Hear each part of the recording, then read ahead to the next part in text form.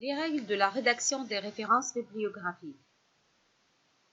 Ce support pédagogique est destiné à tout personnel de santé en cours de préparation de thèse en fin d'études médicales ou en cours de préparation de mémoire, de master ou de CEC, voire en cours de préparation de publication. Les objectifs de ce support, c'est de connaître les règles de présentation bibliographique selon le système Vancouver, Harvard et les systèmes mixtes, élaborer une bibliographie, connaître comment collecter les références, insérer ces références dans un document, donner selon le style choisi et générer la bibliographie finale à la fin du document. Tout d'abord, c'est quoi une bibliographie? Une bibliographie, c'est une liste des ouvrages cités ou utilisés dans un livre. Et c'est la liste de tous les documents originaux utilisés lors de l'élaboration d'un travail, un dossier, un article, un exposé ou autre. Pourquoi c'est important d'élaborer une bibliographie?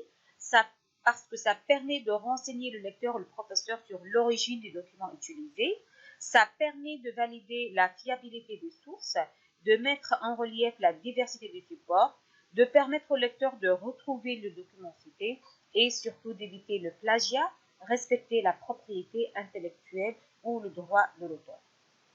Donc, comment rédiger une bibliographie? Il n'y a pas une seule règle de présentation bibliographique, mais il y en a plusieurs. C'est le style, il est propre à chaque revue, à chaque faculté, par exemple concernant les thèses, et il faut suivre les règles très strictes pour la rédaction de sa bibliographie.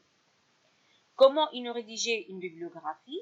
Il y a le style de Harvard, c'est le style alphabétique, c'est le classement alphabétique à la section, référence, mais non numérotée.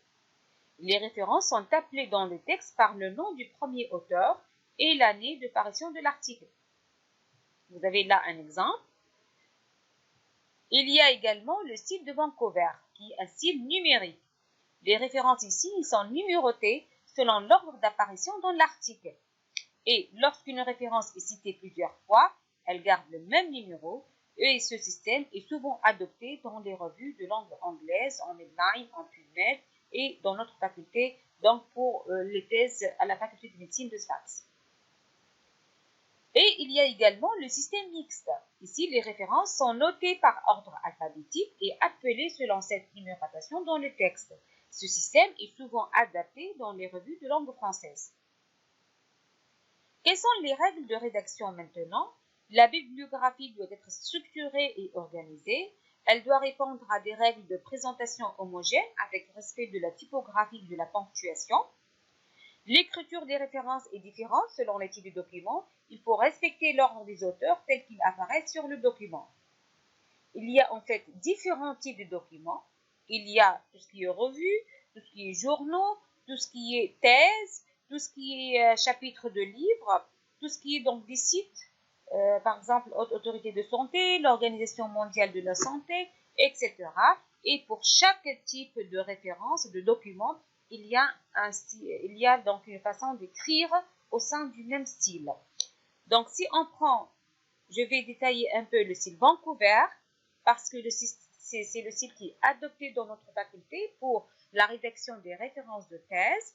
Donc, vous trouvez dans la référence une zone auteur, et cette zone correspond au nom des auteurs. Au-delà des sous-auteurs, mettre les 6 premiers, puis remplacer les autres par le terme et on. Puis, il y a la zone titre.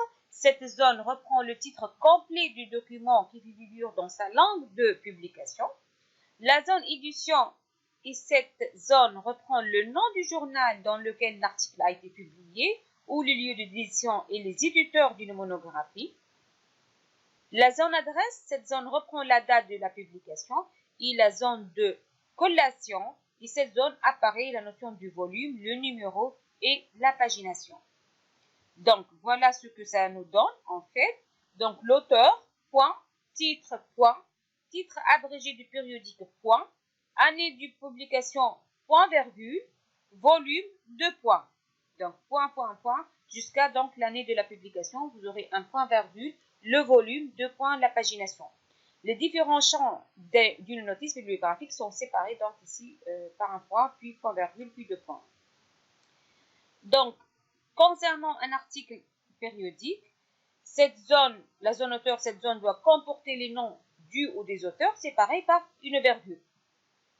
Le nom de l'auteur, première lettre majuscule, suite donc minuscule, puis le prénom, l'initiale du prénom, en majuscule, sans point après. Si le prénom est composé, pas de ponctuation entre les initiales, comme ici, par exemple PA ou AL. Et il n'y a pas de point.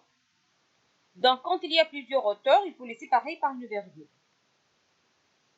La zone titre, cette zone reprend le titre de l'article cité en référence. Le titre de l'article, c'est la zone qui commence par un point, puis un espace, donc un point, qui la sépare de la zone des auteurs, puis un espace, puis donc on va reproduire le titre de l'article comme il a été publié dans la langue initiale, dans sa langue d'origine. La zone d'édition, cette zone reprend le nom du journal dans lequel l'article a été publié. Le titre de la revue est abrégé conformément à la liste des abréviations du National Library of Medicine. Ces abréviations ne comportent aucune ponctuation, il faut veiller à respecter les majuscules et minuscules. Cette zone commence par un point, puis par un espace. Donc, en fait, pour connaître le nom abrégé de revue, il suffit de rechercher ça sur le PubMed et il faut cliquer sur l'icône catalogue ou le nom des journaux et vous entrez votre journal et vous allez par la suite donc le nom abrégé du journal qui est reconnu donc dans cette base de données. Pour la zone de l'adresse, on va commencer par l'année. Donc, elle commence par un point, espace, l'année, puis le mois, puis le jour. Par la suite, donc, la zone de collation, vous avez donc le volume, le numéro, puis la pagination.